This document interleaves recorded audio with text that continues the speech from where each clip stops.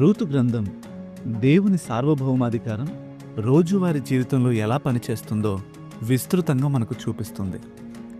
రూతుకు సమీప బంధువుడైన బోయజును ఆమెకు బంధువు ధర్మం జరిగించే విమోచకుడిగా దేవుడు అతనిని ఏర్పాటు చేశాడు.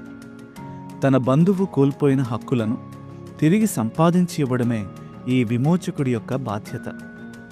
ఆమె బంధువులందరిలో ఆ బాధ్యత నిర్వర్తించడానికి అతడు ముందు వరుసలో లేకపోయినా చివరికి అతనే ఆమెకు భర్తయ్యాడు.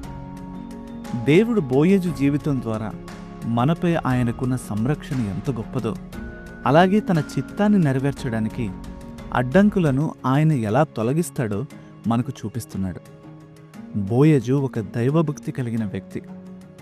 అతని జీవితం ఇతరులకు ఆశీర్వాదకరంగా మారింది. అంతేకాదు, నిజమైన విజయానికి అతను ఒక గొప్ప ఉదాహరణ. బోయజులో ఉన్న మంచి లక్షణాలలో కొన్ని ఇప్పుడు మనం చూద్దాం. అతని వద్ద పనిచేసేవారు అతన్ని గౌరవించేవారు మరియు అతడు వారితో మర్యాదగా ప్రవర్తించేవాడు. తరచూ తన మాటల్లో దేవుని గురించి బహిరంగంగా ప్రస్తావించేవాడు. అవసరతలో ఉన్నవారిపై కరుణ చూపించేవాడు.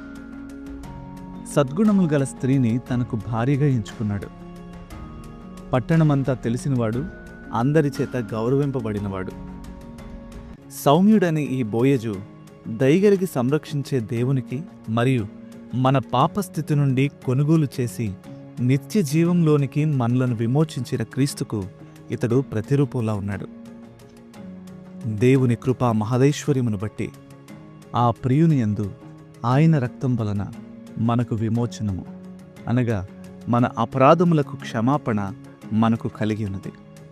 ఎఫెసీయులకు రాసిన పత్రిక 1వ అధ్యాయం 7వ వచనం.